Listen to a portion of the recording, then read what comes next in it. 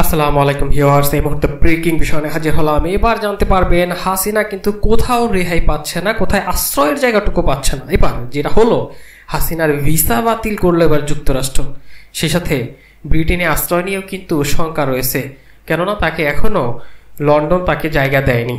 এই কিভাবে ভিসা বাতিল করল যুক্তরাষ্ট্র, এ নিয়ে থাকছে একটি বিস্তারিত প্রতিবেদন। সেই সাথে আরো যে ভয়াবহ তথ্যটা এরপর আপনাদের মাঝে তুলে ধরবো, তা গা শিউরে উঠবে আপনাদের মাঝে। কারণ এই শেখ হাসিনা সরকার, সাবেক এই শেখ হাসিনা সরকার শেষ সময়েও রক্তপাত করে বল প্রয়োগের মাধ্যমে ক্ষমতা ধরে রাখতে চেয়েছিলেন। এমন একটি গুরুত্বপূর্ণ বা ভয়াবহ তথ্য প্রকাশ করেছে প্রথম আলো। তারা স্পষ্ট করে তুলে ধরেছেন বিষয়টি।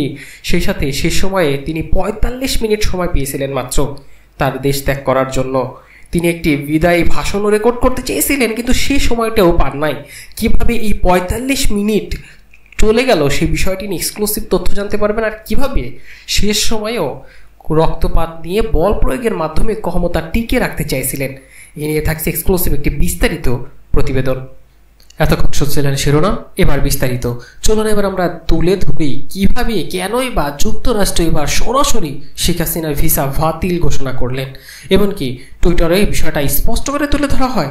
মার্কিন স্টেট ডিপার্টমেন্টের একটি ঘনিষ্ঠ সূত্র নিশ্চিত করেছে, বাংলাদেশের সাবেক প্রধানমন্ত্রী শেখ হাসিনার ভিসা বাতিল করেছে যুক্তরাষ্ট্র। ব্রিটিশ সাংবাদিক ডেভিড বার্গম্যান টুইটে একথা জানিয়েছে। এছাড়াও ভারতীয় সংবাদ মাধ্যম নিউজ 18 একটি তথ্য জানিয়েছে। এবার তুলে ধরতে যাচ্ছে সেই ভয়াবহ তথ্য, যেখানে শেষ সময়েও রক্তপাতের মাধ্যমে বল প্রয়োগ করে ক্ষমতায় থাকতে চেয়েছিলেন এই সাবেক প্রধানমন্ত্রী শেখ হাসিনা। দেশ ছাড়তে মাত্র ৪৫ মিনিট সময় পেয়েছিলেন তিনি। থেকে কি করবেন ভেবে চিনতে পাচ্ছেন না। তিনি দুদিনের অন্তত সময় চেয়েছিলেন, কিন্তু তাকে দুদিনের বদলে ৪৫ মিনিট সময় দেওয়া হয়। চলুন এবার বিস্তারিত বিষয় তুলে ধরি। গণভবন থেকে পালাতে মাত্র ৪৫ মিনিট সময় পান। সে সাথে কি কি তথ্য উঠে আসলো প্রতিবেদনে প্রথম আলোর, সে বিষয়টা তুলে ধরি। কিভাবে রক্তপাত চেয়েছিলেন তিনি। শেষ সময় অতিরিক্ত বল প্রয়োগ এবং আরও রক্তপাতের মাধ্যমে ক্ষমতা ধরে রাখতে চেয়েছিলেন এই শেখ হাসিনা। দেশ ছাড়ার আগে সোমবার 10:30 থেকে প্রায় 1 ঘন্টা রাষ্ট্রীয় বিভিন্ন বাহিনীর শীর্ষ কর্মকর্তাদের চাপ দিচ্ছিলেন তিনি। তবে পরিস্থিতি যে একেবারেই নিয়ন্ত্রণের বাইরে, সেটা এই প্রাইম মিনিস্টার শেখ হাসিনা কোনোভাবেই বুঝতে বা মানতে চাচ্ছিলেন না। পরে পরিবারের সদস্য সহ বোঝানোর পর পরিত্যাগ বা পদত্যাগে রাজি হন তিনি। এরপর দ্রুততম সময়ের মধ্যে পদত্যাগ করার সামরিক হেলিকপ্টার করে গোপনে বিদেশে যান বা বোন শেখ রেহানাকে নিয়ে ভারতে চলে যান। সংশ্লিষ্ট একাধিক সূত্রের কাছ থেকে শেখ হাসিনা ক্ষমতা ছাড়ার শেষ 4 ঘন্টার একটি বিবরণী পাওয়া গেছে। বিশেষ করে সর্বশেষ পাওয়া তথ্য অনুযায়ী ভারতের ত্রিপুরা রাজ্যের আগরতলা হয়ে দিল্লি পৌঁছাবেন তিনি। সেখান থেকে যুক্তরাজ্যে অর্থাৎ লন্ডনে যাওয়ার সম্ভাবনা রয়েছে তার। দলীয় অস্ত্রধারী কর্মীদের নামিয়ে গত রোববার দিনভর সারা দেশে ব্যাপক সংঘাত ও প্রাণঘাতের ঘটনার পরেও ছাত্র জনতার আন্দোলনে সামাল দিতে পারেনি শেখ হাসিনা। যদিও পরিস্থিতি উপলব্ধি করতে পেরে রোববারের রাতে শেখ হাসিনাকে তার একজন উপদেষ্টা সহ কয়েকজন নেতা বোঝানোর চেষ্টা করেন তারা সেনাবাহিনীর কাছে ক্ষমতা হস্তান্তরের পরামর্শ দেন বলে জানা গেছে। তবে তিনি তা মানতে চাননি, বরং সোমবার অর্থাৎ গতকাল থেকে কারফিউ আরও কড়াকড়ি করতে বললেন প্রধানমন্ত্রী। ভোর থেকে কারফিউ কড়াকড়ি করার উদ্যোগ নেওয়া হলেও সকাল 9টার পর থেকে বিভিন্ন স্থানে আন্দোলনকারীরা কারফিউ ভেঙে নামতে শুরু করে। 10টা নাগাদ ঢাকার বিভিন্ন স্থানে জমায়েত হতে থাকে বড় বড়।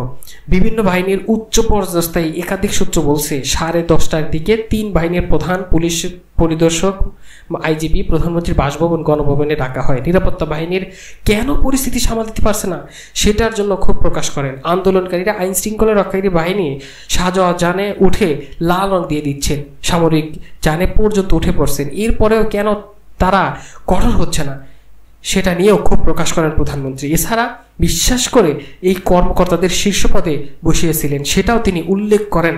এবং সেই সাথে এক পর্যায়ে শেখ হাসিনা আইজিপিকে দেখিয়ে বলেন তারা অর্থাৎ পুলিশ তো ভালো করছে।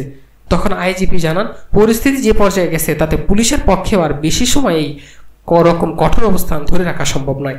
ওই সময় শীর্ষ কর্মকর্তাদের পক্ষ থেকে বোঝানোর চেষ্টা করা হয় বল প্রয়োগ করে এই পরিস্থিতি সামাল দেওয়া যাবে না, কিন্তু শেখ হাসিনা সেটা মানতেই চাচ্ছিল না।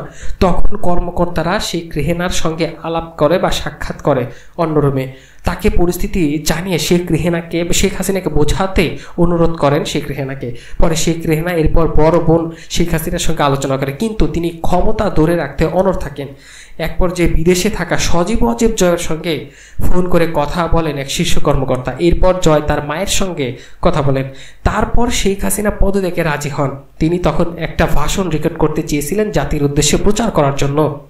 ততক্ষণে গোয়েন্দা তথ্য আসে যে বিপুল সংখ্যক ছাত্র জনতা শাহবাগ ও উত্তরা থেকে গণভবনের অভিমুখে রওনা হয়েছে। দূরত্ব বিবেচনায় ৪৫ মিনিটের মধ্যে শাহবাগ থেকে গণভবনের আন্দোলনকারীরা চলে আসতে পারে বলে অনুমান করা হয়। ভাষণ রেকর্ড করতে দিলে গণভবন থেকে বের হওয়ার সময়ও পাওয়া যেতে না পারে। এই বিবেচনায় শেখ হাসিনাকে ভাষণ রেকর্ড করতে সময় না দিয়ে ৪৫ মিনিট সময় বেঁধে দেওয়া হয়। এরপর ছোট রেহেনাকে নিয়ে তেজগাঁওয়ে পুরনো বিমানবন্দরের হেলিপ্যাডে আসেন শেখ হাসিনা। সেখানে তাদের কয়েকটি লাগেজ ওঠানো হয়। তারপর তারা বঙ্গভবনে যান। সেখানে পদত্যাগের আনুষ্ঠানিকতা শেষ করে বেলা ২:৩০টার দিকে সামরিক হেলিকপ্টারে করে ছোট বোন সহ তারা ভারতের উদ্দেশ্যে রওনা হন। জানা গেছে হেলিকপ্টারটি ভারতের আকাশে প্রবেশের পর কিছুক্ষণ উড্ডয়ন করে, পরে আগরতলার বিএসএফ এর একটি হেলিপ্যাডে অবতরণ করে। তারপর সেখান থেকে দিল্লি যান বলে ভারতীয় গণমাধ্যমের খবরে বের হয়েছে। বাংলাদেশে বিক্ষোভের বিরুদ্ধে দমন-পীড়নের পর দেশ ছেড়ে পালিয়েছেন সাবেক প্রধানমন্ত্রী শেখ হাসিনা।